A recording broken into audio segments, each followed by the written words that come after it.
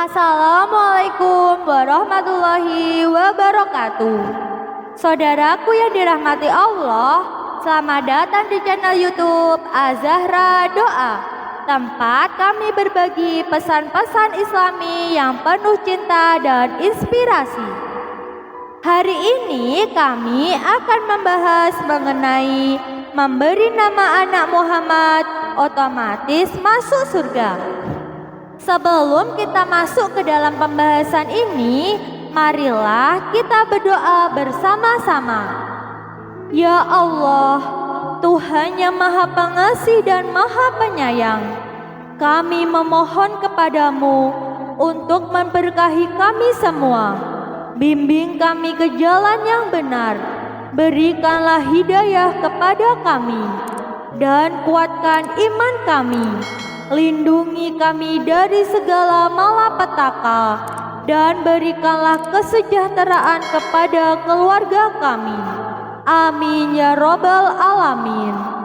Saudaraku yang dirahmati Allah, nama Muhammad bagi orang Indonesia adalah nama yang lumrah.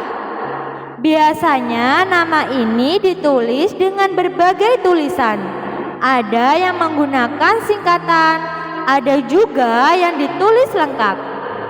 Banyaknya penggunaan nama Muhammad di Indonesia bukan tanpa alasan. Pasalnya ada sebuah hadis yang masih perlu dikaji tentang keutamaan nama Muhammad ini. Misalnya hadis yang diriwayatkan oleh Abu Umamah Al-Bahili. Orang yang memiliki seorang anak lalu memberinya nama Muhammad untuk mengharap berkah, maka ia dan anak yang dilahirkan akan masuk surga. Hadis riwayat Ibnu Al-Jauzi.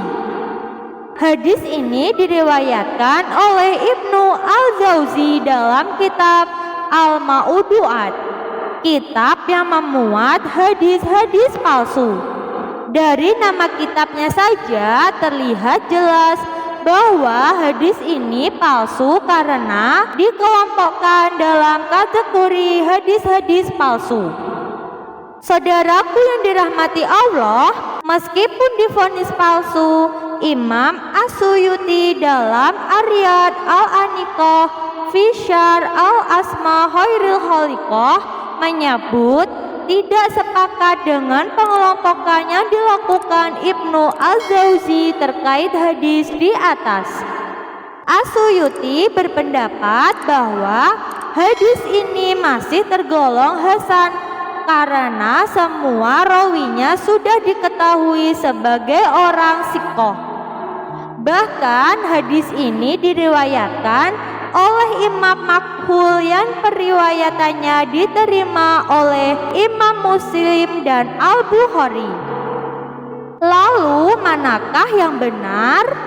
Ternyata masalahnya bukan terletak pada Imam Makhul, melainkan pada rawi lain yang bernama Hamid bin Hamad Al-Askari yang divonis oleh Al-Zahabi dalam Al-Mizan bahwa Hamid ini pernah meriwayatkan hadis palsu dari Ishaq bin Yashar An-Nasibi, dan ia masih tetap menggunakan riwayat itu. Hal ini dikonfirmasi oleh Ibnu Hajar Al-Asqalani dalam Al-Lisan. Dan penjelasan ini jelas terlihat bahwa hadis ini palsu karena diriwayatkan oleh seorang rawi yang berpotensi melakukan kebohongan, karena ia pernah berbohong dalam hadis lain. Saudaraku yang dirahmati Allah, selain jalur Hamid, tidak ditemukan lagi jalur lain yang dapat menguatkan hadis ini, sehingga hadis ini tidak bisa diangkat derajatnya menjadi hasan.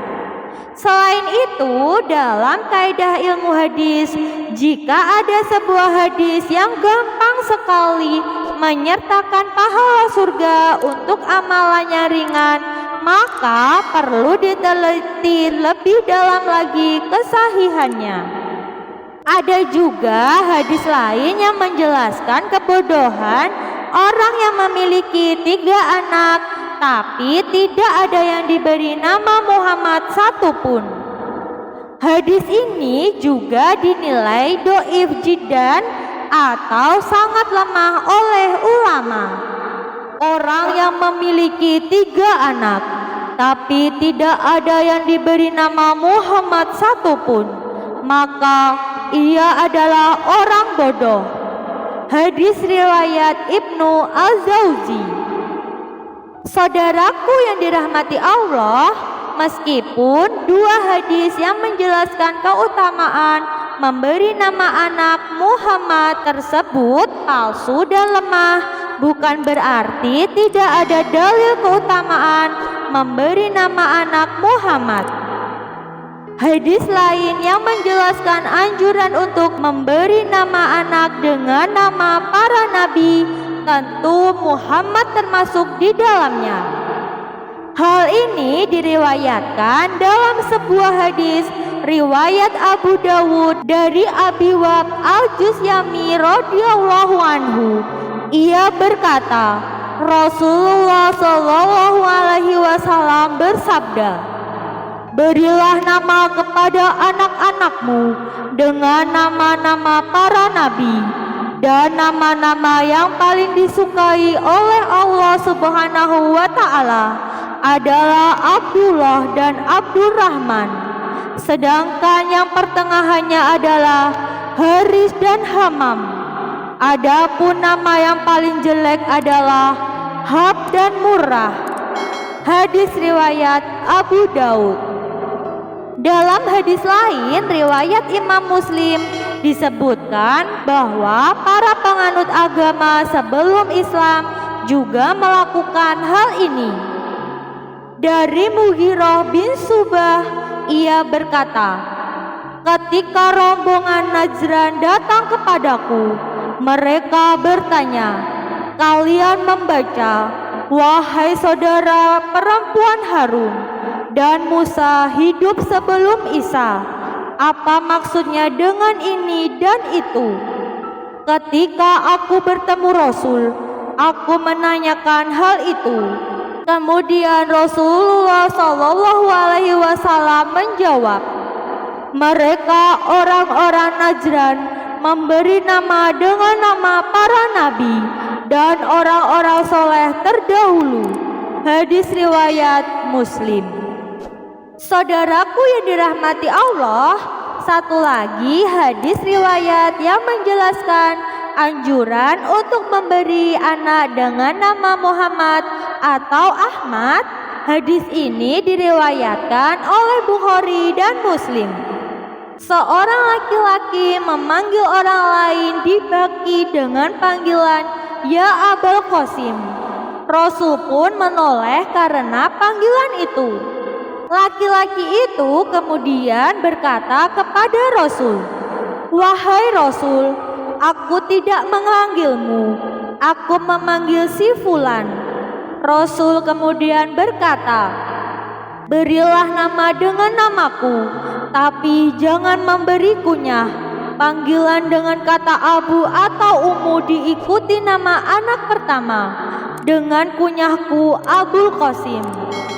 Terkait larangan menggunakan kunyah Nabi ini, para ulama berbeda pendapat. Ada yang menyebut sudah dinas atau dihapus atau masih berlaku larangannya hingga sekarang. Pada dasarnya memberi nama dengan nama Muhammad memang dianjurkan, namun dengan dalil-dalil yang sahih. Bahkan bukan hanya Muhammad, melainkan nama-nama para nabi atau orang-orang saleh yang lain. Demikianlah pembahasan pada video kali ini, dan semoga isi video ini memberikan manfaat dan wawasan yang berharga bagi kita semua.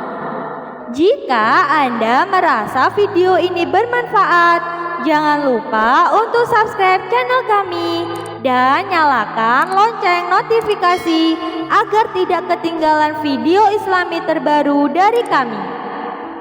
Dan jangan ragu untuk membagikan video ini kepada teman-teman dan keluarga kalian yang mungkin juga akan mendapat manfaat darinya. Mari kita semua terus berusaha menjadi hamba yang lebih baik bagi Allah Subhanahu wa Ta'ala. Sampai jumpa di video Islami berikutnya. Wassalamualaikum warahmatullahi wabarakatuh.